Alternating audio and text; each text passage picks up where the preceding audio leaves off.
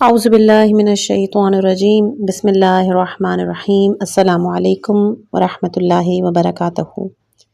کتاب معراج السعادہ آیت اللہ ملا احمد نراقی کی تصنیف اسلامی اخلاقیات اور روحانی تربیت پر ایک جامع کتاب ہے۔ یہ کتاب قرآن، احادیث اور اسلامی فلسفیوں اور عرفا کی تعلیمات کی روشنی میں انسانی کردار کی تطہیر اور اخلاقی بلندی کے موضوعات پہ روشنی ڈالتی ہے۔ مصنف نے انسانی نفس کی بہترین اخلاقی فضائل کی ترویج اور رذائل سے بچنے کے طریقوں پر تفصیلی بحث کی ہے۔ اس کا مقصد قاری کو روحانی ترقی کی راہ پہ گامزن کرنا اور دنیا و آخرت میں حقیقی سعادت حاصل کرنے کے لیے رہنمائی فراہم کرنا ہے۔ معراج السعادت اسلامی اخلاقیات کے میدان میں ایک اہم ماخذ کی حیثیت رکھتی ہے۔ آج بھی اخلاقی تربیت کے خواہاں افراد کے لیے ایک مشعل راہ ہے۔ آج اس کتاب کا 10واں حصہ بیان ہوگا۔ فضیلت تواضع و فروتنی۔ صفت کبر کی ضد تواضع ہے اور وہ شکستہ نفسی ہے کہ آدمی اپنے کو بزرگ نہ سمجھے۔ اس کے چند لازمہ گفتار و کردار ہیں جو دوسروں کی تعظیم و تکریم پر دلالت کرتے ہیں۔ ان کی عادت کرنے سے مرض کبر کا معالجہ قوی ہوتا ہے۔ یہ صفت نیک ہے، اس کی فضیلت میں اخبار بے انتہا ہیں۔ حضور صلی اللہ علیہ وآلہ وسلم نے فرمایا کہ جس کسی نے تواضع کی خدا نے اس کو بلند مرتبہ عطا کیا ہے۔ مروی ہے کہ خداوند عالم نے حضرت موسیٰ علیہ السلام کو وحی کی کہ میں اس کی نماز کو قبول کرتا ہوں کہ جو میری بزرگی پر تواضع کرے اور میرے مخلوقات پر تکبر نہ کرے، اپنے دل میں میرا خوف رکھے، دن کو میرے ذکر میں بسر کرے اور میری وجہ سے اپنی خواہشات نفسانی کا تابع نہ ہو۔ ایک روز حضرت پیغمبر صلی اللہ علیہ وآلہ وسلم نے اپنے اصحاب سے فرمایا کہ میں تم میں کس واسطے عبادت کی تلاوت کو نہیں دیکھتا ہوں۔ عرض کیا کہ وہ کیا چیز ہے؟ تو فرمایا وہ تواضع ہے۔ اور انہی حضرت سے مروی ہے کہ خدا جس کو دوست رکھتا ہے اس کو یہ 4 چیزیں کرامت کرتا ہے۔ پہلا، خاموشی کہ یہ اول درجے کی عبادت ہے۔ دوسرا، خدا پر توکل کرنا۔ تیسرا، تواضع، اور چوتھا، دنیا میں پرہیزگاری۔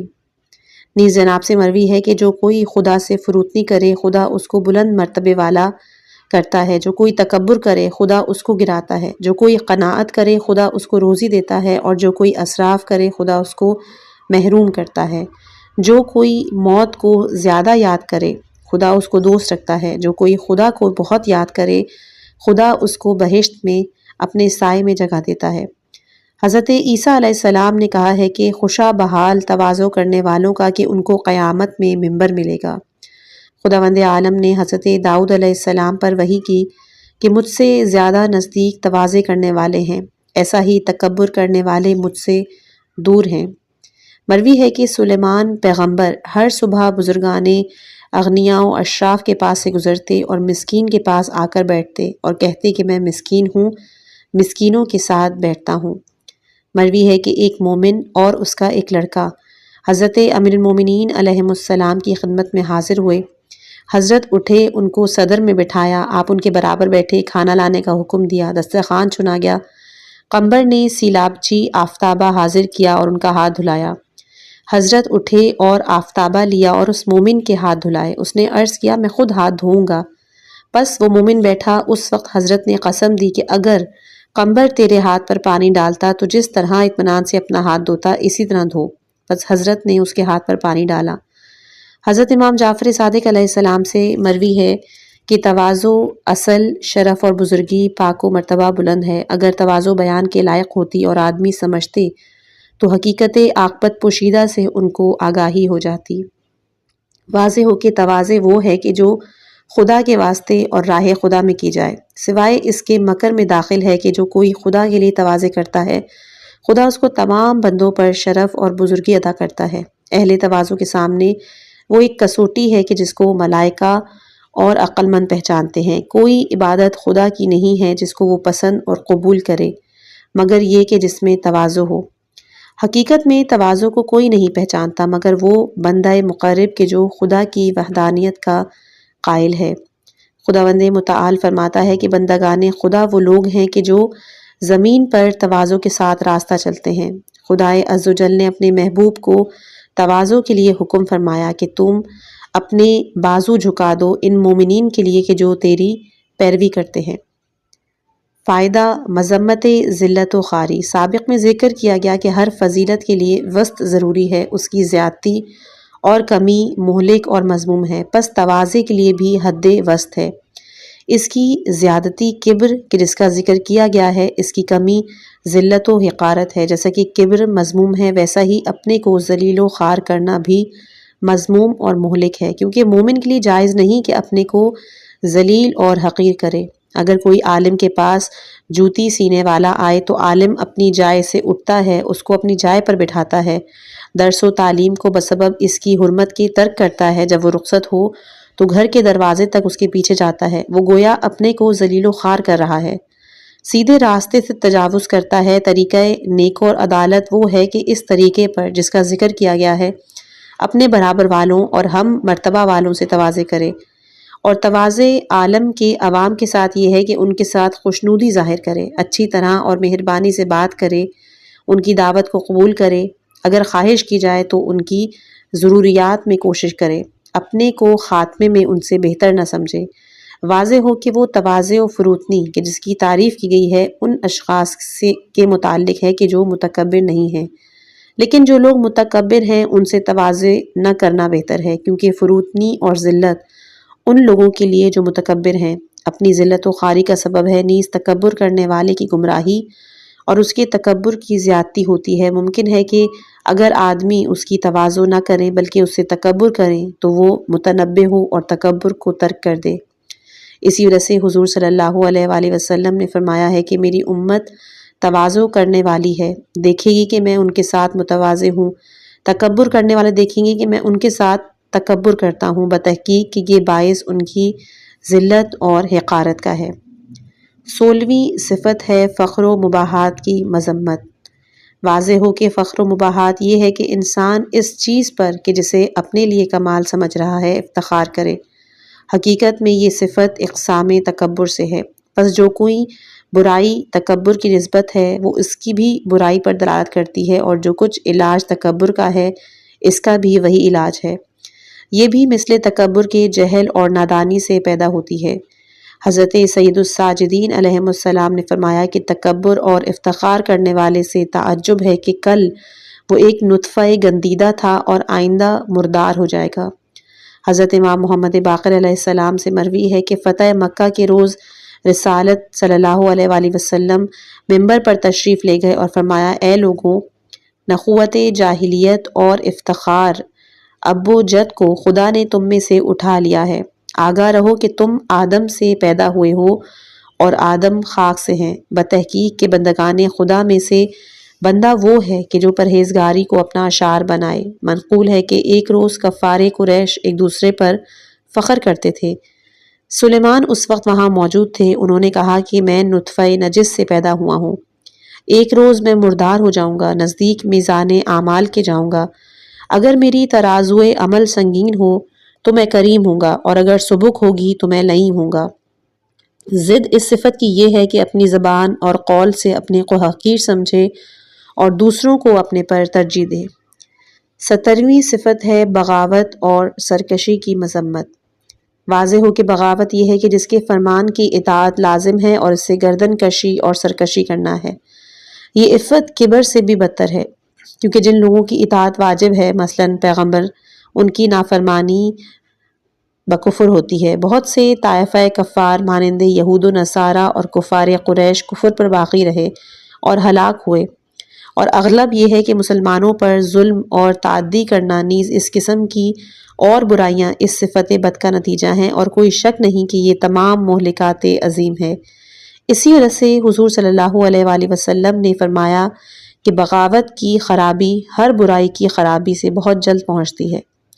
امیر المومنین علیہ السلام نے فرمایا کہ بغاوت کرنے والے کو بغاوت آگ کی طرف کھینچتی ہے۔ پہلا شخص کہ جس نے خدا سے بغاوت اور گردن کشی کی وہ اناق جو دختر آدم تھی، اس کے بیٹھنے کی جگہ ایک جریب طول میں تھی اور ایک جریب عرض میں، اس کی 20 انگلیاں تھیں اور انگلی میں 2 ناخن مانندے غر و بال کے رکھتی تھی۔ پس خدا نے ایک شیر کو مثل ہاتھی کے، ایک بھیڑیے کو مثل اونٹ کے اور ایک بام کو مثل خچر کے اس پر مسلط کیا، جنہوں نے اس کو مار ڈالا۔ بتحقیق کہ خدا تکبر کرنے والوں کو جبکہ وہ نہایت امن اور آرام میں تھے مار ڈالا۔ اس صفت کا علاج یہ ہے کہ اس کی خرابی کو اور اس کی ضد کی مدح کا ملاحظہ کریں۔ آیات و اخبار کے جو خدا اور پیغمبر اور ائمہ اور اولی الامر علماء اور فقہا کے جو زمانہ غیبت امام میں نائب ہیں اور جن کی اطاعت کے وجوب میں آئے ہیں انہیں دیکھیں، اور جن کی اطاعت کرنا واجب ہے ان کی اطاعت کریں، ان کے ساتھ قول و فعل سے خشوع سے پیش آئے تاکہ اس کا آپ کو ملکہ حاصل ہو جائے۔ 18ویں صفت ہے خود ستائی کی مذمت۔ واضح ہو کہ جب آدمی اپنا کمال ثابت کرنے کے درپے ہو کر اپنے آپ کو عیوب سے مبرہ کرنے کی کوشش کرتا ہے تو اس کو خود ستائی کہتے ہیں۔ یہ صفت عجب کا نتیجہ ہے، اس کی برائی ظاہر و بین ہے، کیونکہ جس نے اپنی حقیقت کو پہچانا، قصوروار نقصان کی جو ذات انسان کا لازمہ ہے معلوم کیا، تو دوسرے وقت اپنی تعریف میں کیوں کر زبان کھول سکتا ہے۔ علاوہ ازیں سب کی نظر میں یہ امر برا ہے کہ جو کوئی خود ستائی کرتا ہے وہ نظروں میں بے وقت، حقیر اور بے اعتبار ہو جاتا ہے۔ اسی وجہ سے امیر المومنین علیہ السلام نے کہا کہ اپنی تعریف کرنا بد ہے۔ حقارت انسان کے لیے وہی کافی ہے جو بیان ہو چکا، پس ہر کسی کو سزاوار ہے کہ اس صفت بد سے دوری اختیار کرے۔ جو بات کرنا چاہے تو پہلے غور کر لے کہ وہ کہیں خود ستائی پر تو مبنی نہیں۔ 19ویں صفت ہے طرفداری اور عصبیت۔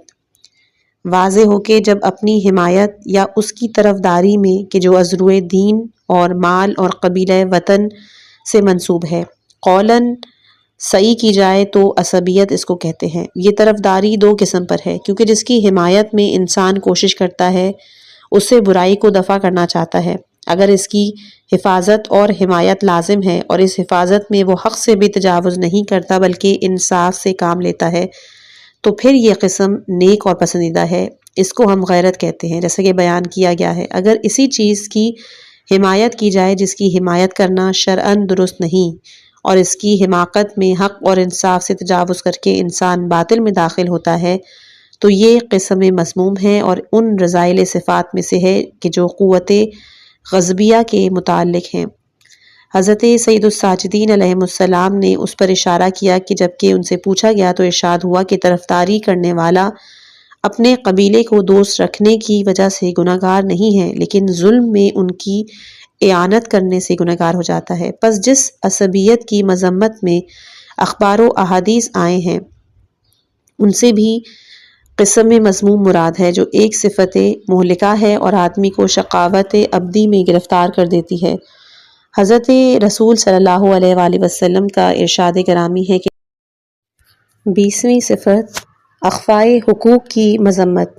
واضح ہو کہ حق کو پوشیدہ اور اسے انحراف کرنے کا سبب طرفداری یا بزدلی ہے، کبھی اس کا سبب طمع بھی ہوتا ہے۔ اس صورت میں بھی اس کا منشا ضعف نفس اور خمود قوت غصبیہ ہے۔ بہرحال یہ صفت بدقوت غصبیہ کے متعلق ہے، خواہ جانب افراد سے ہو یا جانب تفرید سے، اور اس صفت کے ضمن میں بہت سے صفات خبیثہ آتے ہیں، مثلا شہادت کو چھپانا، ناحق شہادت دینا، اہل باطل کی تصدیق کرنا، حق کو جھٹلانا، اور ان میں سے ہر ایک کے باعث آدمی کی خرابی ظاہر ہے۔ اس کی مذمت میں احادیث اور اخبار بے حد ہیں، پس ہر ایک اہل اسلام پر اپنی حفاظت لازم ہے اور ان سے پرہیز واجب ہے۔ جو کوئی ان میں سے کسی ایک صفت میں مبتلا ہو تو اسے اس کی خرابی پر غور کرنا چاہیے، اس کی ضد یعنی انصاف اور حق پر قائم رہنے کے فائدے کو ملاحظہ کریں، انصاف اور حق اختیار کریں اور تمام حالتوں میں اس امر کی طرف متوجہ رہیں کہ کوئی امر خلاف حق اس سے ظاہر نہ ہو، حتیٰ کہ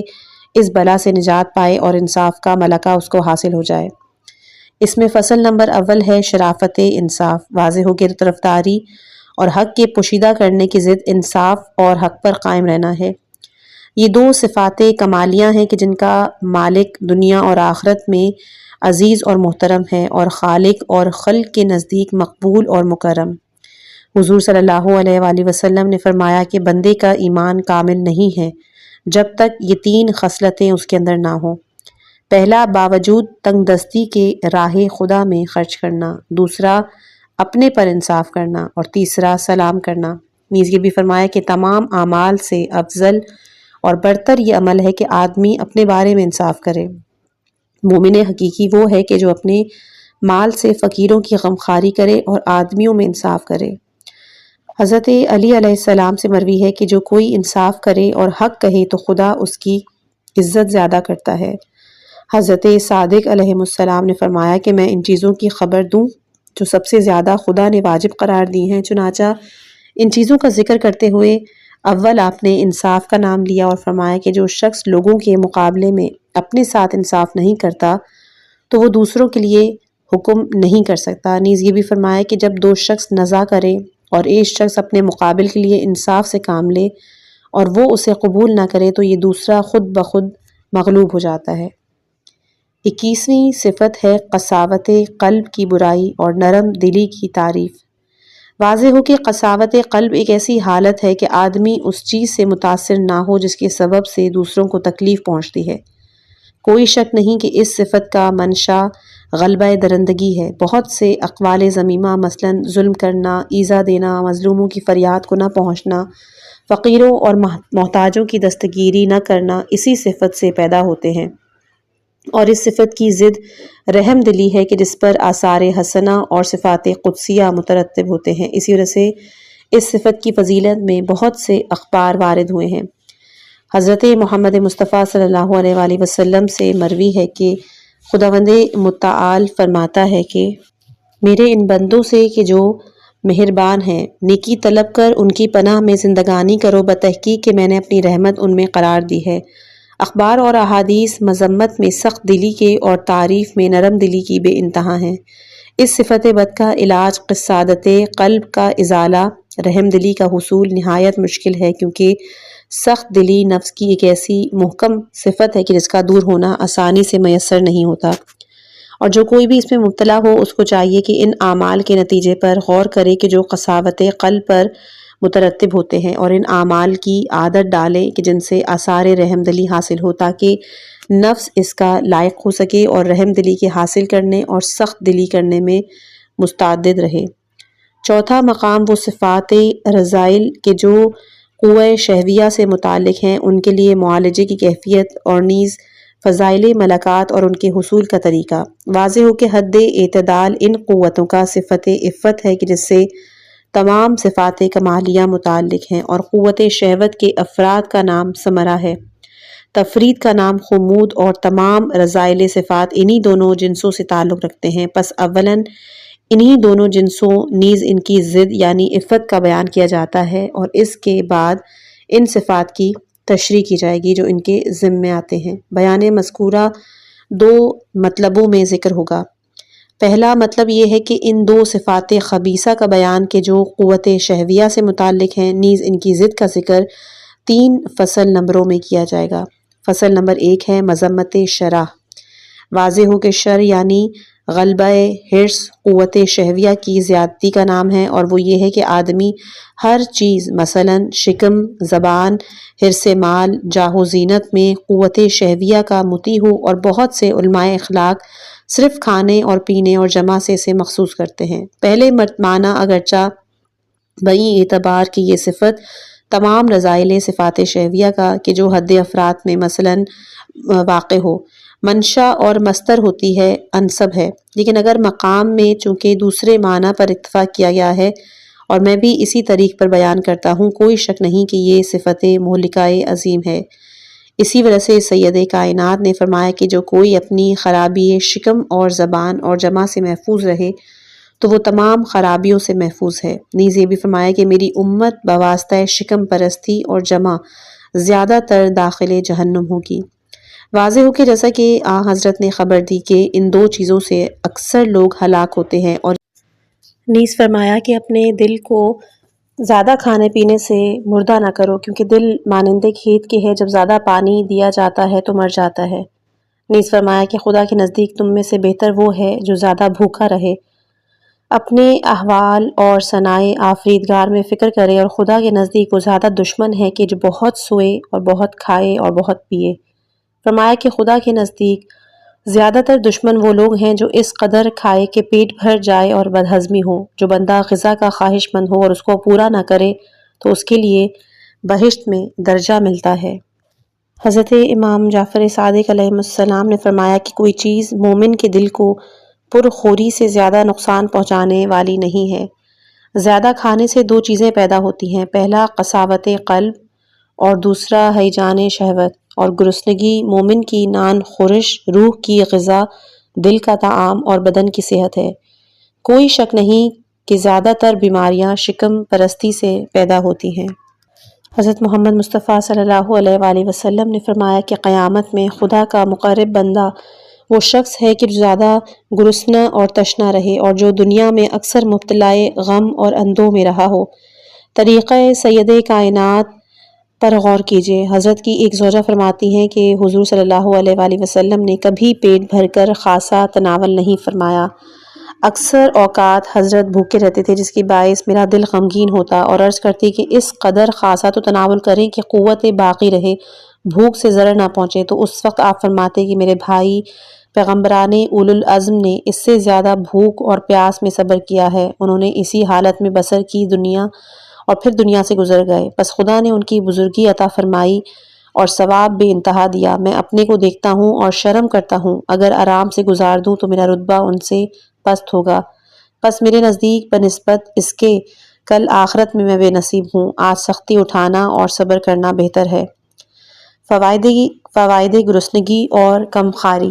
واضح ہو کہ گرسنگی کے فوائد بے شمار ہیں۔ گرسنگی دل کو نورانی اور روشن کرتی ہے، صفائی اور رقت حاصل ہوتی ہے، ذہن کو تیز کرتی ہے، اس کے ذریعے سے آدمی کو لذت مناجات پروردگار حاصل ہوتی ہے۔ بھوکا ذکر اور عبادت سے خوش ہوتا ہے، صاحبان فقر و فاقے پہ خدا رحم کرتا ہے۔ بھوکا شخص روز قیامت کی بھوک کو یاد کرتا ہے، اس کو شکستہ نفسی حاصل ہوتی ہے، عبادت اور اطاعت کی عادت آسان ہو جاتی ہے، خواہش گناہ کم ہوتا ہے۔ گرسنگی نیند کو کہ جو باعث خرابی عمر و سبب بدبختی نماز شب ہے کم کر دیتی ہے، آدمی کو ہلکا اور سبک رکھتی ہے، جسم کو صحت دیتی ہے، بیماریوں کو دفع کرتی ہے۔ کسی چیز کا فائدہ گرسنگی کے مقابل نہیں ہوتا، پس زیادہ کھانے والے کو لازم ہے کہ اپنا علاج کریں۔ زیادہ کھانے کی مذمت اور گرسنگی کے فوائد میں کہ جو بھی اخبار اور آیات میں آیا ہے ان کو ملاحظہ کریں، طریقہ انبیاء و مرسلین اور ائمہ دین علماء کی پیروی کریں، غور کریں کہ جب کسی کو جو مرتبہ حاصل ہوا ہے بے تکلیف گرسنگی کے حاصل نہیں ہوا۔ گرسنگی پر صبر کرنے کے بغیر خواہشات و ملکات خبیثہ سے چھٹکارا میسر نہیں ہوتا۔ مذمت کثیر جمع۔ واضح ہو کہ جمع فی نفسہ ایک امر قبیح ہے اور عقل مندوں کی نظر میں قابل اعراض و انکار عقل کے جو مملکت بدن کی حکم فرما ہے، اس کے ذریعے سے بدحال اور خراب ہوتی ہے۔ قوہ عاقلہ کے جو تمام قوتوں اور حواس کی مختوم ہے، خادم اور مغلوب ہو جاتی ہے۔ انجام کار انسان کی ہمت عورتوں اور لونڈیوں کی طرف مائل ہو جاتی ہے، جو طریقہ سلوک آخرت سے دور ہے، بلکہ اکثر اوقات یہ قوت اس قدر غالب ہوتی ہے کہ دین کی قوت کو مزمحل اور خدا کے خوف کو دل سے زائل کر کے آدمی کو کار بد کی طرف بھی مائل کر دیتی ہے۔ اگر کسی کی یہ قوت واہمہ غالب ہو تو یہ قوت شہوت عشق کی طرف منجر ہو جاتی ہے۔ یہ بھی دل کی بیماریوں سے ہی ایک بیماری ہے جو خدا کی محبت سے خالی اور بلند ہمتی سے بری ہے۔ جو کوئی اپنا دشمن نہ ہو تو اس کو لازم ہے کہ زیادتی شہوت سے کہ جو فکر اور نظر کرنے سے ہوتی ہے اپنی حفاظت اور پرہیز کرے، کیونکہ قوت شہویہ کے جوش میں آنے کے بعد اس کی حفاظت کرنا مشکل ہے، اور یہ امر شہوت ہی کی خصوصیت نہیں رکھتا بلکہ ہر امر باطل کی محبت، مثلاً جاہ و مال، اہل و عیال سے بھی متعلق ہے۔ اگر شروع میں آدمی ان سے دوری کا خیال رکھے تو اس کے دفیہ میں نہایت سہولت اور آسانی ہوتی ہے۔ اگر پہلے سے متوجہ نہ ہو اور اس کا شہوت کا غلبہ ہو جائے تو پھر اس کی حفاظت کرنا مشکل ہو جاتی ہے۔ اس کی مثال اس شخص کے مانند ہے کہ جس نے گھوڑے کی بھاگ اپنے ہاتھ میں لی۔ وہ گھوڑا چاہتا ہے کہ کسی مکان میں داخل ہو تو باغ کے ذریعے سے اس کو آسانی سے روک سکتا ہے، لیکن جس نے شروع میں ہی حفاظت نہیں کی، مثل اس کے ہے کہ گھوڑے کو ہانکے تاکہ کسی مکان میں داخل ہو، پھر دم کو پیچھے سے پکڑے اور پھر باہر کھینچے۔ شروع میں تھوڑی التفات سے روک ہو سکتی ہے، آخر میں جانکا ہی سے بھی میسر نہیں ہوتی۔ جو کوئی اپنی نجات کا طالب ہے اس کو ابتدا میں ہی احتیاط کرنا چاہیے کہ اس کے نتیجے میں مبتلا نہ ہو۔ وہ لوگ احمق ہیں کہ جو باوجود قوائے شہویہ پھر غذائے لطیف اور معجون مقوی بہا دکھاتے ہیں تاکہ کثرت سے جمع کریں، حالانکہ زیادتی جمع سے کوئی فائدہ ظاہر نہیں ہوتا۔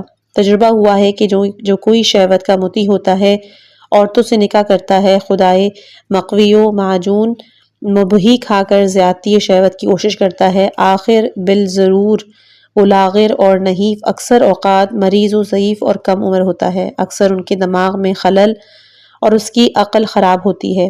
اس زیادتی شہوت کو اس حاکم ظالم سے تشبیہ دی گئی ہے جس کو بادشاہ مطلق العنان کر دے، اس کو ظلم سے منع نہ کرے، وہ آہستہ آہستہ رعایا کے اموال کو چھین کر فقر و فاقے میں مبتلا کرے تاکہ وہ تمام ایک دم ہلاک ہوں، یا مملکت بادشاہ سے جدا ہو کر مملکت بدن پہ قبضہ کر دے، اس کو حد اعتدال پر نہ رکھے تو یہ تمام مادہ نیک کو کہ جو غذا سے حاصل ہو کر تمام اعضاء میں تقسیم اور بدن مائی تحلل ہونے کے قابل تھا، اپنے تصرف میں لا کر منی بنا دیتا ہے اور تمام اعضاء بغیر غذا کے رہ جاتے ہیں، ان میں رفتہ رفتہ ضعف پیدا ہوتا ہے، بدن کے اجزاء گھٹ جاتے ہیں، چونکہ زیادتی شہوت باعث ہلاکت دین و دنیا ہے، اس لیے اس کی مذمت میں اخبار بہت آئے ہیں، یہاں تک کہ بعض روایات میں آیا ہے کہ شدت شبق کے وقت 2 سلس عقل رہ جاتی ہے۔ قول خداوند متعال ہے کہ وَمِن شَرِّ غَاسِقٍ إِذَا وَقَبَ، اس کی تفسیر میں وارد ہوا ہے یعنی شر سے ذکر کے وقت اٹھے یا داخل ہو۔ حضور صلی اللہ علیہ وآلہ وسلم نے فرمایا کہ خدا نے کسی پیغمبر کو مبعوث نہیں کیا مگر یہ کہ شیطان کو امید ہوئی کہ اس کو عورتوں کے خیالات میں ڈالے اور ہلاک کرے، جس قدر کہ میں عورت سے ڈرتا ہوں کسی بھی چیز سے نہیں ڈرتا۔ فرمایا دنیا اور عورتوں کے فتنے سے پرہیز کرو۔ پہلے فتنہ بنی اسرائیل کا عورتوں کے واسطے ہی سے ہوا تھا۔ مروی ہے کہ شیطان نے کہا کہ میرا آدھا لشکر عورتیں ہیں، وہ میرے نزدیک مثل تیر کے ہیں کہ جس جگہ پھینکتا ہوں خطا نہیں ہوتی۔ عورت میری محرم اسرار اور میری حاجتوں کو پورا کرنے والی ہے۔ کوئی شک نہیں کہ اگر خواہش عورتوں کی نہ ہوتی تو عورتیں مردوں پہ غلبہ نہ پاتی، بس اس خواہش کی زیادتی فرزندان آدم کو ہلاک کرتی ہے۔ ہاں کہیں آپ یہ خیال نہ کریں کہ حضور صلی اللہ علیہ وآلہ وسلم نے زیادہ عورتوں سے نکاح فرمایا، اگر تمام دنیا بھی ان سے متعلق ہوتی تو بھی وہ ایک گھڑی اپنے دل کو مشغول نہ فرماتے، کسی لحظہ ان کی فکر میں مبتلا نہ ہوتے، کیونکہ اس قدر آتش شوق اور محبت خدا سینہ مبارکہ میں روشن تھی کہ اگر کبھی کبھی اس پر پانی نہ ڈالا جاتا تو آپ کا دل جل جاتا۔ جسم مبارک میں سرایت کرتا تھا، اجزاء ایک دوسرے سے جدا ہوتے تھے، آپ کا حصہ تجرد اس قدر بڑا ہوا تھا کہ اگر خارہ خس مادیات آپ کے دامن کو نہ لگتے تو ایک بار عالم مادیات سے علیحدہ ہوتے اور طاہر روح عالم قدس کی طرف پرواز کر جاتے۔ اسی وجہ سے جناب نے متعدد عورتوں سے نکاح فرمایا کہ اپنے نفس مقدس کو ان کے ساتھ مشغول فرمایا کہ کس قدر دنیا کی طرف ملتفت ہوں اور زیادتی شوق کے باعث آپ کی روح مقدس مفارقت نہ کر جائے۔ یہی سبب تھا کہ جس وقت خدا کے شوق میں غشی طاری ہوتی تھی اور بادہ و محبت سے سرشار ہوتے تھے تو دستے مبارک عائشہ کے زانوں پر مارتے تھے اور فرماتے تھے کہ اے عائشہ مجھ سے بات کر، مجھ کو دنیا میں مشغول کر۔ یہی وجہ تھی کہ بعض زوجہ ان کی نہایت شقاوت رکھتی تھیں کہ بسبب کثرت شقاوت ان کی دینویت غالب ہو جو فی الجملہ ان حضرت کے حصہ قدسیہ کی برابری کر سکے، آپ کی روح کو دنیا کی طرف مائل کر دے۔ پس وہ جب حضرت کو اپنی طرف مشغول کرتی تو وہ حضرت کس قدر اس عالم کی طرف التفات فرماتے، چونکہ حضرت کی جبلیت محبت پروردگار سے متعلق تھی اور التفات خلق عارضی تھا، بلحاظ بقائے حیات التفات فرماتے، اور جس وقت ان کی صحبت اور ہم نشینی طول کھینچتی تو دل تنگ ہوتے، قرار نہ ہوتا اور فرماتے ارحنا یا بلال، اے بلال اذان دے اور مجھ کو شغل دنیا سے علیحدہ کر اور راحت میں ڈال دے۔ معالجہ زیادتی شہوت، واضح ہو کہ زیادتی شہوت کا علاج یہ ہے کہ قوت شہوت کو گرسنگی سے ضعیف کیا جائے اور جن چیزوں سے شہوت جوش میں آتی ہے، مثلا عورتوں کا خیال، ان کا تصور، ان سے باتیں کرنا، خلوت کرنا، ان کو دیکھنا، ان چیزوں سے پرہیز کیا جائے، کیونکہ جوش شہوت کی یہی 4 اسباب قوی ہیں اور ان چاروں میں سے دیکھنے اور خلوت کرنے کی تاثیر زیادہ ہے۔ مومنوں کو حکم کرو کہ اپنی آنکھوں کو بند کر دیں۔ حضور صلی اللہ علیہ وآلہ وسلم نے فرمایا کہ نظر کرنا شیطان کے تیروں سے ایک تیر زہر آلود ہے، جو کوئی اپنے کو اس سے بوجہ خوف خدا بچائے تو خدا اس کو وہ ایمان عطا کرتا ہے کہ جس کی تلاوت اس کے دل کو حاصل ہوتی ہے۔ یحییٰ بن زکریا سے پوچھا گیا کہ ابتدائی زنا اور اس کا منشا کیا ہے؟ انہوں نے کہا کہ نگاہ آرزو کرنا، یعنی خیال اور تصور کرنا۔ حضرت داؤد نے اپنے فرزند سے کہا کہ اے فرزند، عقب میں شیر کے راستے چل، لیکن عقب میں عورت کے راستے نہ چلنا۔ ابلیس لعین نے کہا کہ نگاہ میری کمان قدیم ہے، چونکہ نظر کرنا باعث ہیجان شہوت ہوتا ہے، اس لیے شرع نے ہر ایک مرد و عورت کو ایک دوسرے پر نظر کرنا، ایک دوسرے کی باتوں کی آواز کا سننا سوائے حالت ضرورت کے حرام کیا ہے۔ ایسا ہی مردوں کا جوان لڑکوں پر ازروئے شہوت نظر ڈالنا حرام ہے۔ اسی طرح سے بزرگان دین جوان لڑکوں پر نظر کرنے سے بھی پرہیز کرتے تھے۔ اسی سبب سے بادشاہان اسلام و حکام دیندار علماء کا شہروں میں یہ حکم نافذ تھا کہ بغیر حاجت اور ضرورت کے عورتوں کو چہو بازار اور عیدگاہ مساجد میں، جبکہ مردوں پر نظر کرنے سے فتنہ و فساد کا گمان ہو تو آمد و رفت نہ رکھیں۔ بس جو کوئی اپنے دین اور دنیا کی حفاظت چاہتا ہے اسے نامحرموں کو دیکھنے اور عورتوں سے گفتگو اور خلوت کرنے سے پرہیز کرنا چاہیے۔ فصل نمبر 2، مذمت خمود اور فوائد نکاح۔ واضح ہو کہ خمود یعنی کمی قوت شہوت سے یہ مراد ہے قوت شہوت کی بقدر ضرورت حاصل کرنے میں کوتاہی ہو اور نکاح کرنے میں اس قدر سستی کی جائے کہ قوت شہوت برطرف ہو اور عیال ضائع اور نسل قطع ہو جائے۔ کوئی شک نہیں کہ یہ امر شرعاً شہوت سے برطرف ہو کوئی شک نہیں کہ یہ امر شرعاً مذموم اور ناپسندیدہ ہے، کیونکہ حصول معرفت پروردگار، عبادت آفریدگار اور اکتساب فضائل اور دفع رذائل قوت بدن اور صحت تن پر موقوف ہے۔ پس بدن کی ایسی غذا میں کوتاہی کرنا کہ جس سے قوت کی حفاظت ہو، حصول سعادت سے نکاح میں دیری کرنا بہت سے فوائد سے محروم کرتا ہے، کیونکہ خدا نے اس قوت کو بنی آدم پر مسلط کیا ہے نسل باقی رہے، اس سلسلے کا وجود ہمیشہ ہو۔ پس جس نے اس کو مہمل چھوڑا اور نکاح نہیں کیا تو اس قوہ کے ثمرہ کو ضائع کیا اور بقائے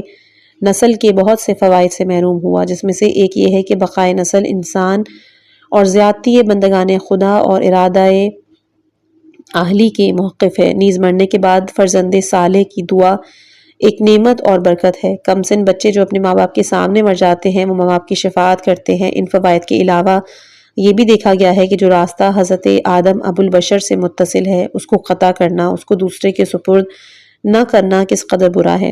نیز نکاح اور ترویج کے فائدے بہت ہیں، مجملہ ان کے کہ اس ذریعے سے شر شیطان سے حفاظت ہوتی ہے، شہوت کا ہیجان کم ہوتا ہے، گھر کی درستگی، اسباب خانہ داری کی حفاظت سے نجات ملتی ہے، کیونکہ یہی چیزیں ہیں کہ جن میں مشغول رہنا آدمی کو تحصیل علم و عمل سے باز رکھتا ہے۔ اسی وجہ سے حضور صلی اللہ علیہ وآلہ وسلم نے فرمایا کہ تم میں سے ہر ایک کو زبان شکر کرنے والی اور دل شکر کرنے والا اور عورت پارسا رکھنا چاہیے۔ نیز فوائد ترویج اور نکاح میں یہ امور ہیں کہ آدمی اس کے سبب سے زحمت اور رنج اٹھاتا ہے، ضروریات اور اصلاح اہل و عیال، تحصیل مال حلال میں کوشش کرتا ہے، اولاد کی تربیت میں مشغول ہوتا ہے، عورتوں کی بد اخلاقی اور بدخوئی پہ صبر کرتا ہے، اور ان میں سے ہر ایک کے لیے فضیلت بے حد اور ثواب بے انتہا ہے۔ اسی وجہ سے سردار عرب و عجم نے فرمایا کہ جو تحصیل نفقہ عیال میں تکلیف اٹھائے وہ مانند اس کے ہے کہ خدا کی راہ میں جہاد کرے۔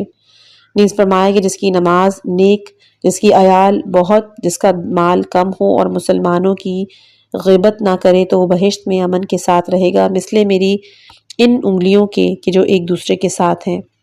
آفات نکاح۔ واضح ہو کہ جو فوائد نکاح کے ہیں ان کے مقابل میں آفتیں اور بلائیں بھی بہت ہیں، جیسا کہ احتیاج مال اور مشقت تحصیل مال حلال اور عورتوں کے حقوق میں خصوصاً ایک سے زیادہ ہونے کی صورت میں کوتاہی کرنا، ان کے اخلاق اور بدخوئی اور ایذا دینے پہ صبر کرنا، ضروریات مائتاج کے سبب سے پریشانی خاطر وغیرہ۔ اسی وجہ سے اکثر اوقات صاحبان عیال دنیا میں پھنس کر خدا کی یاد سے غافل ہو جاتے ہیں، جس کام کے واسطے پیدا کیے گئے ہیں اس سے باز رہتے ہیں۔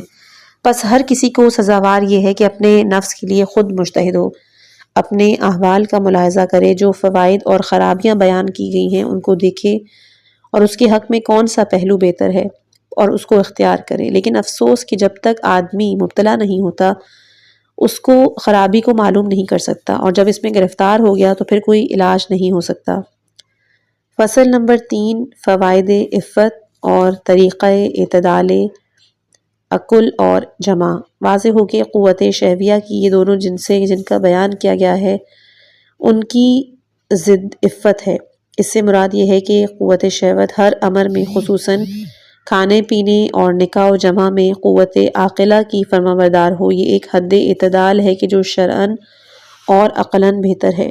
اس کی کمی و زیادتی مذموم اور ناپسندیدہ ہے، پس ہرگز یہ خیال نہیں کرنا کہ گرسنگی کی فضیلت جو بیان کی گئی ہے اس میں افراد کرنا بھی ممدوح ہوگا۔ ہرگز ایسا نہیں، اس لیے کہ غرض خلقت انسان بندگی ہے جو قوت اور خوش طبعی پر موقوف ہے۔ اگر گرسنگی ان چیزوں کو باطل کرنے والی ہے، پس گرسنگی سے اس قدر کمی غذا مراد لی گئی ہے کہ جو آدمی پہ گرا نہ گزرے، انسان کو غلبہ حیوانیت سے بچائے، یعنی طلب غذا میں منہمک نہ ہو، نہ اس درجہ کی قوت زائل ہو اور مزاج کو خراب کر دے، کیونکہ ایسی گرسنگی حد اعتدال سے خارج اور مقصود شارع کے خلاف ہے۔ واضح ہو کہ عفت کی مدح میں بہت سے اخبار وارد ہوئے ہیں۔ حضرت امیر المومنین علیہ السلام نے فرمایا کہ افضل عبادات عفت ہے۔ امام محمد باقر علیہ السلام نے فرمایا کہ کوئی عبادت عفت شکم اور فرد سے افضل نہیں ہے۔ خداوند متعال نے فرمایا ہے کہ کلو واشربو ولا تسرفو، کھاؤ پیو لیکن اسراف نہ کرو۔ واضح ہو کہ مقدار غذا حسب اشخاص اور احوال مختلف صورتیں رکھتی ہیں، لیکن اس کا معیار یہ ہے کہ جب تک پوری خواہش نہ ہو کھانا نہ کھائے۔ جب کھانے کی کسی قدر خواہش باقی ہو تو غذا سے ہاتھ کھینچ لیں۔ کھانا کھانے کے غرض حصول لذت نہ ہو بلکہ عبادت خدا کے لیے قوت کا حاصل کرنا مقصود ہو۔ انواع و اقسام کے کھانے نہ کھائے بلکہ صرف روٹی، خواہ وہ گیہوں کی ہو یا جو کی، کسی ایک پر اکتفا کرے۔ ہمیشہ گوشت کھانے کی عادت نہ کرے اور یکلخت اس کو ترک بھی نہ کرے۔ امیر المومنین علیہ السلام نے فرمایا کہ جو کوئی 40 روز تک گوشت ترک کر دیتا ہے تو اس کی خصلت خراب ہوتی ہے۔ جو کوئی 40 روز تک برابر گوشت کھاتا ہے تو وہ سنگ دل ہو جاتا ہے۔ اور حد اعتدال غذا یہ ہے کہ رات دن میں ایک دفعہ کھانا کھائے، اور بہتر یہ ہے کہ وقت سحر نماز شب سے فارغ ہونے کے بعد کھانا کھائے یا عشاء کی نماز کے بعد کھائے، اور یہ نہیں ہو سکتا تو 2 دفعہ، ایک صبح اور دوسرے عشاء کے وقت کھائے۔ کھانا کھانے کے وقت بسم اللہ کہے اور اس کے بعد خدا کا شکر بجا لائے، شروع میں اور آخر میں اپنے ہاتھوں کو دھوئے۔ دوسرا مطلب ان صفات کے بیان میں جو قوت شہویہ سے متعلق ہیں اور ہر دو جنس مذکورہ سے پیدا ہوتے ہیں۔ پہلی صفت ہے دنیا کی محبت، جس میں 11 فصلیں بیان ہوں گی، جس کا فصل نمبر 1 ہے دنیائے مذموم کی حقیقت۔ واضح ہو کہ دنیا فی نفس ایک حقیقت رکھتی ہے اور حقیقت دنیا خود زمین ہے، نیز وہ تمام چیزیں کہ جو روئے زمین پر موجود ہیں۔ زمین سے مراد املاک، باغات، مکانات وغیرہ ہیں، اور اشیاء روئے زمین معدنیات، حیوانیات اور نباتات ہیں۔ معدنیات کو انسان اپنے کاروبار کے آلات کے لیے حاصل کرتا ہے، جیسے کہ لوہا، تانبا، یا زیب و زینت کے لیے جیسے سونا، چاندی وغیرہ۔ نباتات کا حصول اغلب اوقات غذا، دوا اور لباس کے واسطے ہے۔ اب رہے حیوانات، ان کی تحصیل یا تو خدمتگاری اور کار فرمائی کے لیے ہوتی ہے، جیسے اسب اور استر و غلام و کنیز، یا لذت کے لیے جیسے حسین عورتیں، یا ان سے امداد و تقویت حاصل کرنے کے واسطے، یا ان کے قلوب کی تسخیر کی خاطر۔ بس یہی چیزیں ہیں جن سے دنیا عبارت ہے۔ چنانچہ سورہ آل عمران آیت نمبر 14 میں بیان ہوا ہے کہ خواہشات نسوانی، اولاد، سونے چاندی کے ڈھیر، گھوڑے، چارپائے، زراعت، ان سب کی محبت انسانوں کے لیے مزین کی گئی ہے۔ بس یہی چیزیں متاع حیات دنیا ہیں۔ ان سب کی محبت رذائل قوہ شہویہ سے متعلق ہیں، مگر محبت تسخیر قلوب اور غلبہ قوہ غضبیہ سے تعلق رکھتی ہے۔ یہ تو خود دنیا کی حقیقت تھی۔ اب بندوں کے حق میں مرنے سے پہلے جس چیز سے ان کا تعلق ہو اور جس چیز سے وہ لذت حاصل کرے وہی حقیقت دنیا ہے، اور اس چیز سے انسان کو 2 قسم کا تعلق ہوتا ہے۔ ایک تعلق قلبی ہے کہ جسے محبت کہتے ہیں، اور دوسرا تعلق جسمانی، یعنی حصول لذت کی خاطر اس چیز کی اصلاح اور تربیت میں مشغول ہونا۔ پس یہی محبت قلبی اور تعلق جسمانی و لذت نفسانی بندے کے حق میں حقیقت دنیا ہے، نہ خود وہ چیز کی جس سے یہ محبت کرتا ہے۔ ہاں یہ بھی خیال نہیں کرنا چاہیے کہ مرنے سے قبل جس چیز سے انسان محبت کرے وہ سب کی سب مذموم ہیں، ہرگز نہیں، کیونکہ آدمی کو اس عالم میں جن چیزوں کی خواہش ہوتی ہے وہ دو قسموں پر ہیں، ایک وہ کہ جن کا فائدہ مرنے کے بعد ملتا ہے اور ان کے حاصل کرنے کی غرض اور ان کے اثر اور نتیجے کی خواہش عالم آخرت میں ہوتی ہے، مثلاً علم نافع، عمل صالح، انسان ان سے بھی لذت اٹھاتا ہے، بلکہ بسا اوقات اس کے نزدیک یہ شے تمام چیزوں سے لذیذ اور محبوب ہوتی ہے، اگرچہ کہ ان چیزوں کا حصول اور اس سے لذت اٹھانا دنیا میں ہوتا ہے، لیکن یہ دنیائے مذموم نہیں ہے کیونکہ اس کا اثر آخرت میں ملتا ہے، چونکہ ان کا حصول دنیا میں ہوتا ہے اس لیے ان کو دنیا میں شمار کرتے ہیں۔ اسی سبب سے حضور صلی اللہ علیہ وآلہ وسلم نے نماز کو دنیا میں سمجھایا اور فرمایا کہ تمہاری دنیا سے 3 چیزیں مجھ کو محبوب ہیں، بوئے خوش، عورتیں اور نماز میری آنکھ کی روشنی ہے۔ باوجود اس کے کہ نماز اعمال آخرت سے ہے، لیکن حضرت نے اسے دنیا میں شمار کیا۔ پس دنیائے مذموم وہ لذت ہے کہ جو آخرت میں دوسری لذت کا ذریعہ نہیں، مگر گناہوں سے لطف اٹھانا، زائد از ضرورت مباحات سے متنعم ہونا، لیکن دنیا سے اس قدر حاصل کرنا کہ جو بقائے حیات اور معاش عیال اور حفظ آبرو کے لیے ضروری ہو، وہ عمل صالح اور عبادت حسنہ ہے، جیسا کہ احادیث میں بھی اس کی صراحت کی گئی ہے۔ حضور صلی اللہ علیہ وآلہ وسلم سے مروی ہے کہ عبادت کے 70 جز ہیں، ان میں سب سے افضل طلب روزی حلال ہے۔ نیز حضور سے ہی مروی ہے کہ وہ شخص ملعون ہے کہ جو اپنی کل ضروریات اور بوجھ کو دوسروں پہ رکھے۔ حضرت سجاد علیہ السلام سے مروی ہے کہ دنیا 2 قسم پر ہے، پہلا وہ دنیا کہ جو بقدر کفایت اور ضرورت حاصل کی جائے، اور دوسرا وہ دنیا کہ جو ملعون ہے۔ امام محمد باقر علیہ السلام نے فرمایا کہ جو کوئی اپنی فراغتی اور وسعت عیال اور ہمسایوں پر احسان کرنے کے لیے دنیا میں روزی طلب کرے تو وہ خدائے عزوجل سے اس حالت میں ملاقات کرے گا جبکہ اس کا منہ مثل 14ویں رات کے چاند کے روشن ہوگا۔ حضرت امام جعفر صادق علیہ السلام سے مروی ہے کہ ایک شخص نے عرض کی کہ میں دنیا کو طلب کرتا ہوں اور دوست رکھتا ہوں کہ میری طرف متوجہ ہو۔ حضرت نے کہا کہ تیری اس سے کیا غرض ہے؟ تو اس نے کہا کہ میں اور میرے عیال اس سے فائدہ اٹھائیں، صلہ رحم بجا لائیں، تصدق کریں، حج اور عمرہ عمل میں لائیں۔ انہوں نے کہا کہ یہ دنیا کی طلب نہیں بلکہ یہ تو طلب آخرت ہے۔ حضرت امام موسیٰ کاظم علیہ السلام ایک وقت زراعت کا کام کرتے تھے، اس طرح پر کہ قدم مبارک آپ کے پسینے میں بھر گئے تھے۔ ایک شخص نے عرض کی آپ کے کام کرنے والے کہاں ہیں؟ آپ خود وہ کام کر رہے ہیں۔ فرمایا زمین پر بیلداری انہوں نے کی ہے جو مجھ سے اور میرے باپ سے بہتر تھے۔ عرض کیا کہ کون اشخاص ہیں؟ فرمایا رسول اللہ، امیر المومنین اور تمام میرے اجداد بزرگوار نے اپنے ہاتھوں سے کام کیا ہے۔ اور فصل نمبر 2، دنیائے مذموم اور غیر مذموم کا فرق۔ بیان مذکورہ سے معلوم ہوا کہ خود حقیقت دنیا اور چیز ہے اور بندوں کے حق میں حقیقت دنیا دوسری شے ہے، یعنی اشیاء مذکورہ سے دل بستگی رکھنا اور ان میں گرفتار رہنا۔ لیکن معلوم ہو چکا ہے کہ اس دل بستگی کی بھی 2 قسمیں ہیں۔ ایک قسم ہے کہ انسان ان چیزوں کو وسیلہ آخرت بنائے، یہ قسم نیک ہے، اور دوسری قسم یہ کہ انسان ان چیزوں کو امر آخرت کی درستگی کے لیے حاصل نہیں کرے، اسے سفر عالم قدس کے لیے توشہ نہ بنائے بلکہ محض حصول لذت اس کا مقصد ہو۔ یہی دنیا ہے کہ جو تمام مذاہب میں بد ہے اور تمام پیغمبروں نے اس دنیا کو حرام کہا ہے۔ ہوا و ہوس سے مراد یہی لذتیں ہیں، اور جو شخص اس سے باز رہے اس کے لیے خدا نے بہشت کا وعدہ فرمایا ہے۔ یہی وہ تعلقات ہیں کہ جن سے بہت سے امراض پیدا ہوتے ہیں، مثلاً ریا، حسد، عداوت، غرور، فخر، بدگمانی، طمع، حرص وغیرہ۔ غور کیجئے کہ انسان کو خوراک، پوشاک اور مکان کی ضرورت ہے۔ ان تینوں چیزوں کے تدارک کے لیے 5 صفتوں کا ظہور ہوا، یعنی زراعت، غلہ بانی، بننا، معماری، شکار کرنا۔ انہی 5 صفتوں کے ماتحت بے شمار صنعتیں پیدا ہو گئیں کہ جو آج نظر آ رہی ہیں۔ کوئی شخص ایسا نہیں کہ جو کسی ایک صنعت یا ایک سے زیادہ صنعتوں میں مشغول نہ ہو۔ غرض انہی 3 چیزوں کے حاصل کرنے کے لیے تمام عالم مشغول ہے، مگر بیکار اور کاہل جو بچپن سے لغویات میں پرورش پائے وہ دوسروں کے دستے نگر رہنے کی عادت ہیں، اور ان لوگوں کے سبب سے چوری اور گدائی کا بھی ظہور ہوا ہے۔ فصل نمبر 3، دنیا کی مذمت اور اس کی بے قدری اور بے اعتباری اور زوال اور بے وفائی۔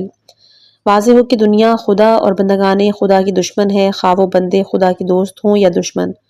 خدا سے دشمنی یہ ہے کہ اس کے بندوں کے راستے کو مسدود کرتی ہے، ان کو اپنی آرائش ظاہریہ پر فریفتہ کرتی ہے۔ اسی سبب سے جو روزی خدا نے ان کے لیے خلق کی ہے اس پر نظر نہیں کرتے، اور دوستان خدا سے اس کی عداوت یہ ہے کہ اپنے کو ہر لحظہ آراستہ کرتی ہے، ان کی نظر میں جلوہ دیتی ہے، اپنی نعمتوں کو ان پہ ظاہر کرتی ہے تاکہ ان پر صبر دشوار ہو اور اس کا ترک کرنا ان کو تلخ اور ناگوار ہو۔ دشمنان خدا سے اس کی دشمنی یہ ہے کہ اپنے دام کو ان کے راستے میں بچھا کر مکر و فریب سے اپنی طرف کھینچتی ہے، ان کی گردن کو اپنے پھندے میں ڈالتی ہے، ان کو ایمن اور ان کے دلوں کو اپنے سے مطمئن کر کے ایک دم اپنے دامن کو ان کے ہاتھ سے چھڑا لیتی ہے، ان کو پشیمانی اور ندامت اور اندوہ حسرت میں چھوڑ دیتی ہے۔ وہ بد نصیب تمام سرمایہ کھو کر اپنی سعادت ابدی سے محروم ہو کر آتش حسرت سینے میں روشن کر کے فراق میں دنیائے غدار کے نالے کرتے ہیں، اور اس کے مکر و فریب سے وہ لوگ آہ کھینچتے ہیں۔ مروی ہے کہ ایک دفعہ حضور صلی اللہ علیہ وآلہ وسلم سے کہ دولت سرا سے نکل کے اصحاب کو خطاب فرمایا کہ آیا تم لوگوں میں کوئی ایسا ہے کہ خدا جس کے اندھے پن زائل کرے اور اس کو بینا کرے؟ آگاہ ہو جاؤ کہ جو کوئی دنیا پر مائل ہو اور اس کے کاروبار کی خواہش زیادہ ہوتی ہے، اس قدر اس کے دل کا اندھا پن زیادہ ہوتا ہے، اور جو کوئی دنیا سے دوری کرتا ہے، اس کے علائق سے پرہیز کرتا ہے، اپنی امید کو کم کرتا ہے، حق تعالیٰ اس کو علم عطا کرتا ہے بغیر اس کے کہ دوسرا اس کی رہنمائی کرے۔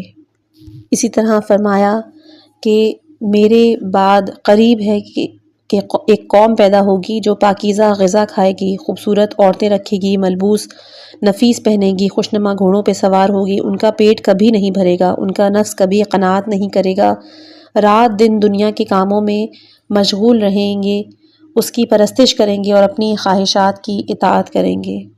ایک روز حضرت عیسیٰ علیہ السلام نے ابابیل کو دیکھا کہ اپنے واسطے مکان بنا رہی ہے، فرمایا اس حیوان کے لیے تو مکان ہے مگر میرے پاس مکان نہیں۔ تو حواریون نے عرض کی کہ اگر آپ کو مکان کی خواہش ہے تو ہم آپ کے لیے مکان تیار کریں۔ حضرت ان کو دریا کے کنارے لے آئے اور کہا کہ دریا میں میرے واسطے مکان تیار کرو۔ تو سب نے عرض کی کہ کیسے ہو سکتا ہے؟ فرمایا کہ نہیں جانتے ہو کہ دنیا مثل دریا کے ہے، اس میں ہر روز کشتی حیات ٹوٹتی اور غرق ہوتی ہے، لیکن کسی بھی تختے کا نشان پیدا نہیں ہوتا۔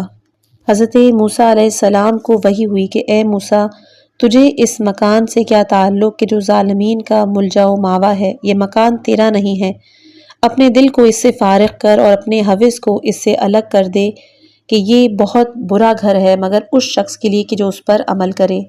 اے موسیٰ، میں کمین گاہ میں ظالم کے بیٹھتا ہوں تاکہ مظلوم کے حق کا اس سے بدلہ لوں۔ اے موسیٰ، محبت دنیا کی اختیار نہ کر، کیوں کر کوئی گناہ کبیرہ میرے نزدیک اس سے بدتر نہیں ہے۔ ایک روز حضرت موسیٰ علیہ السلام نے کسی مرد کو راستے میں دیکھا کہ خوف سے روتا ہے، بعد واپسی اس کو روتے دیکھا تو درگاہ خداوند میں مناجات کی کہ اے خدا، تیرے خوف سے تیرا بندہ رو رہا ہے۔ خدا کا اس وقت خطاب ہوا کہ اے پسر عمران، اگر اس قدر گریہ کرے کہ اس کا دماغ آنسوؤں میں شریک ہو کر اس کی آنکھوں سے بہہ جائے، اپنے ہاتھوں کو میری درگاہ میں اس قدر بلند کرے کہ خشک ہوں، تو بھی میں اس کو نہیں بخشوں گا، اس وجہ سے کہ وہ دنیا کو دوست رکھتا ہے۔ ایک شخص نے سردار اولیاء سے عرض کیا کہ دنیا کی تعریف بیان کریں، تو حضرت نے فرمایا کہ کیا تعریف کروں؟ اگر کوئی یہاں تندرست ہو تو بے فکر نہیں، اگر بیمار ہو تو پشیمان ہے، محتاج ہے وہ غمگین ہے، جو مالدار ہے وہ مبتلا و مفقون ہے، اگر حلال سے پیدا کریں تو اس کا حساب دینا ہوگا، حرام سے پیدا کریں تو اس کے لیے عذاب ہے۔ دنیا ایک سانپ کے مانند ہے کہ جس کا ظاہر نرم اور جس کے باطن میں زہر ہے۔ حضرت لقمان علیہ السلام نے اپنے فرزند کو بہت سی نصیحتیں کی، جن میں کہا کہ اے فرزند، تجھ کو پروردگار کے روبرو 4 چیزوں کا حساب دینا ہوگا۔ پہلا، جوانی کو کن چیزوں میں صرف کیا، عمر کو کس چیز میں برباد کیا، مال کہاں سے پیدا کیا اور پھر مال کو کس طرح خرچ کیا۔ بس آمادہ رہو اور جواب کے لیے مستعد ہو جاؤ۔ دنیا کا غم نہ کھاؤ کہ غم کھانے کے لائق ہی نہیں۔ کیا یہ اچھا مقولہ ہے کہ دنیا کی کوئی چیز تیرے ہاتھ نہیں لگتی مگر یہ کہ تجھ سے پہلے بھی کوئی اس کا مالک تھا، تیرے بعد بھی کوئی نہ کوئی اس کا مالک ہوگا۔ یہاں صبح و شام کے کھانے کے سوائے کوئی چیز اس کو حاصل نہیں ہوتی، لہٰذا صرف کھانے کے لیے اپنے کو ہلاکت میں نہ ڈالو۔ دنیا میں مثل روزدار کے بسر کر کے آخرت میں افطار کرو۔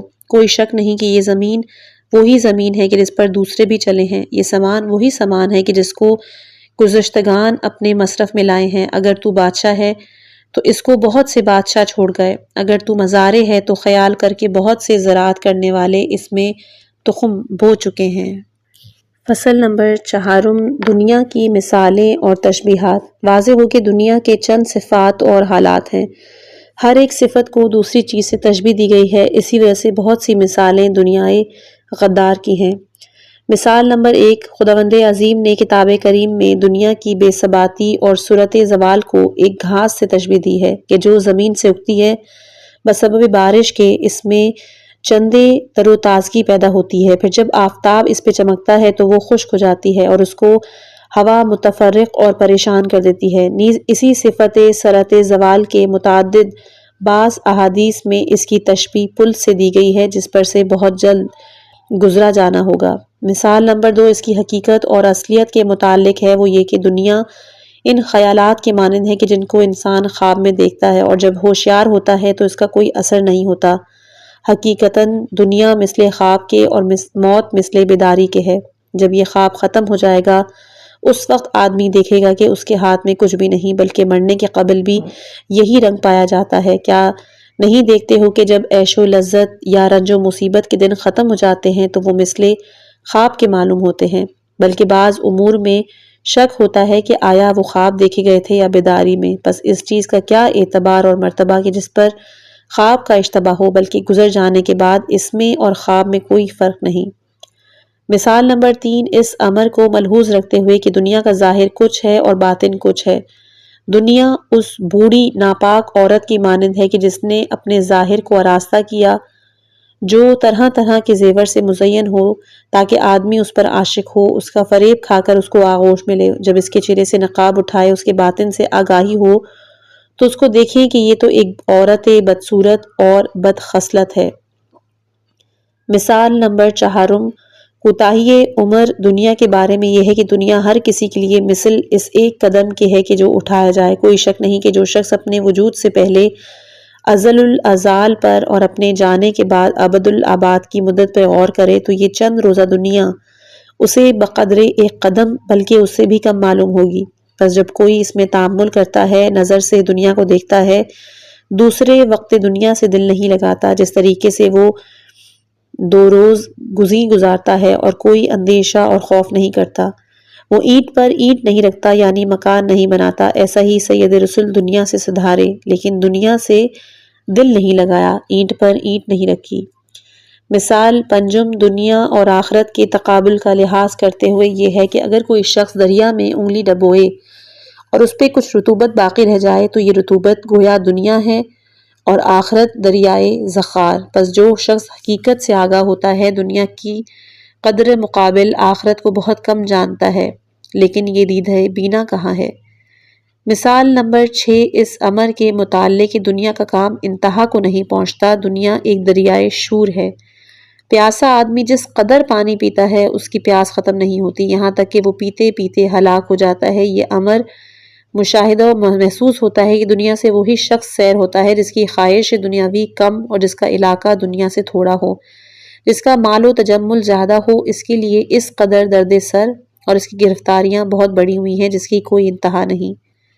مثال نمبر 7 کی گرفتاری دنیا کے متعلق یہ کہ اہل دنیا ریشم کے کپڑے کی مانند ہے، یہ بیچارہ جس قدر اپنے گرد ریشم کا جال بنتا ہے اس قدر نجات کا دروازہ اس کے لیے بند ہو جاتا ہے، یہاں تک کہ غم اور غصے سے ہلاک ہوتا ہے۔ اکثر ابنائے روزگار اسی حالت میں مبتلا ہیں۔ مثال نمبر 8، اس امر کے لحاظ سے دنیا کی ابتدا لطیف ہے اور انجام خبیث اور کثیف غذائے لذیذ سے دی گئی ہے۔ جو ابتدا یعنی کھانے کے قبل لطیف و پاکیزہ ہے، جب کھانے کی تھوڑی دیر کے بعد وہ تمام غذا اسی کثیف اور نجف ہو جاتی ہے کہ آدمی اس کو دیکھنے سے بھی نفرت کرتا ہے، بلکہ طعام جتنا لذیذ ہوگا اس قدر اس کی کثافت زیادہ ہوگی۔ اسی طرح خواہشات دنیاوی زیادہ مرغوب اور محبوب ہیں، موت کے وقت ان کی اذیت اور معصیت زیادہ ہوگی، ان کا فتنہ اور فساد زیادہ ہوگا۔ یہ امر دنیا میں بھی معائنہ اور محسوس ہوتا ہے۔ جس شے کی محبت زیادہ ہو اس کے حصول کی لذت بھی زیادہ ہوتی ہے۔ اس کی جدائی اور فراق کا درد و الم، مصیبت و ماتم زیادہ ہوتا ہے۔ پس موت نہیں ہے مگر دنیا سے جدا کرنے والی۔ مثال نمبر 9، دنیا کو ایک ایسے مکان سے مثال دی گئی ہے کہ جو طرح طرح کے رنگا رنگ پھولوں سے آراستہ ہو۔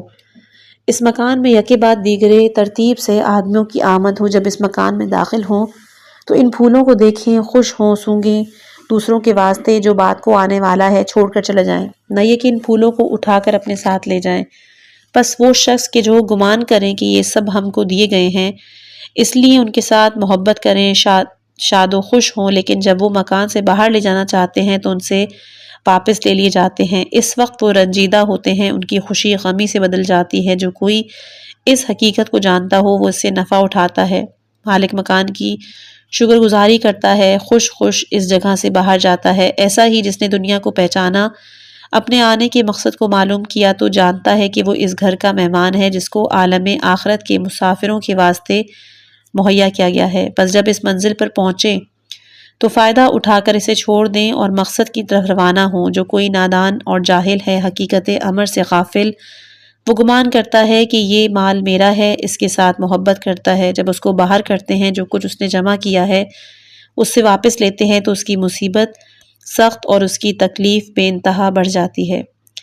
مثال نمبر 10 کہ دنیا کو ایسے جنگل وسیع لق و دق سے تشبیہ دی گئی ہے کہ جس میں نہ پانی ہے نہ کوئی گھاس۔ ایک جماعت بے توشہ و سواری ہو، وہ لوگ اس جنگل میں وارد ہو کے راستہ بھی بھول گئے، حیران و سرگرداں، قریب ہلاکت ہوں۔ اس اثنا میں ایک مرد آیا، کہے کہ جب تم کو کسی سبزہ زار میں پہنچاؤں تو تم میرے ساتھ کیا سلوک کرو گے؟ وہ جواب دیں گے کہ ہم تیری اطاعت سے باہر نہیں ہوں گے۔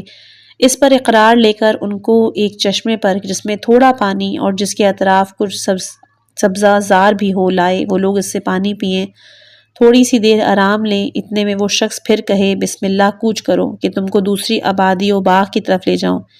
یہ لوگ کہیں کہ یہی پانی اور سبزہ کافی ہے، یہی ہم کو بہتر ہے، ہم نہیں آئیں گے۔ ایک گروہ اس کے قول کو قبول کر کے کہتا ہے کہ تم نے اس کے ساتھ اقرار نہیں کیا تھا، اس مرد کے قول کو رد نہیں کریں گے، یہ جنگل رہنے کی جائے نہیں ہے۔ جب رات آئے گی تو راہزن درندے آ کر نیست و نابود کریں گے۔ پس اس جماعت میں سے ایک گروہ اس مرد کے قول کو قبول کر کے اپنے مقصد پر پہنچ۔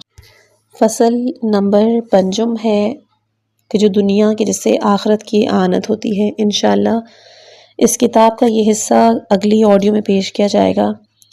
آپ تمام سننے والوں سے گزارشات ہیں کہ اگر کچھ الفاظ مشکل لگے تو ان کو لغت میں یا پھر اہل علم سے ضرور پوچھ لیجیے گا، لیکن پھر بھی اگر مشکل ہو تو آپ مجھے کمنٹ کر سکتے ہیں۔ اگر مجھے اس لفظ کے بارے میں صحیح طرح سے پتہ ہوگا تو میں آپ کو ضرور مطلع کر دوں گی۔ اس کے علاوہ دوسرا یہ کہ کبھی کبھی ایک ہی لفظ کا 2 دفعہ تکرار ہو جاتا ہے، وہ کتاب میں مس پرنٹنگ ہوئی ہے جس کی وجہ سے پڑھتے پڑھتے وہ بیچ میں جب آتا ہے تو میں اس کو دوبارہ پڑھ لیتی ہوں۔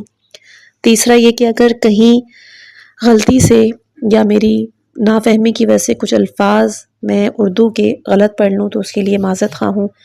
اپنی طرف سے میں پوری کوشش کرتی ہوں کہ ایسے نہ ہو، لیکن بہرحال انسان ہوں، خطا کا پتلا، اپنی کوشش میں پوری کرتی ہوں کہ کہیں پر بھی غلطی نہ ہو۔ انشاءاللہ امید کرتی ہوں کہ آپ اس بات پر مجھے معاف کریں گے۔ جزاک اللہ۔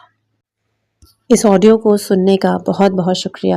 اگر آپ کو یہ معلومات مفید لگیں تو براہ مہربانی لائک کریں، اپنے دوستوں کے ساتھ شیئر کریں اور ہمارے چینل کو سبسکرائب کریں تاکہ آپ کو مستقبل میں مزید مفید ویڈیوز ملتی رہیں۔ اپنی رائے اور تجاویز نیچے کمنٹس میں ضرور دیجیے گا۔ اگلی ویڈیو تک کے لیے اپنی خاص دعاؤں میں یاد رکھیے گا۔ والسلام علیکم ورحمۃ اللہ وبرکاتہ۔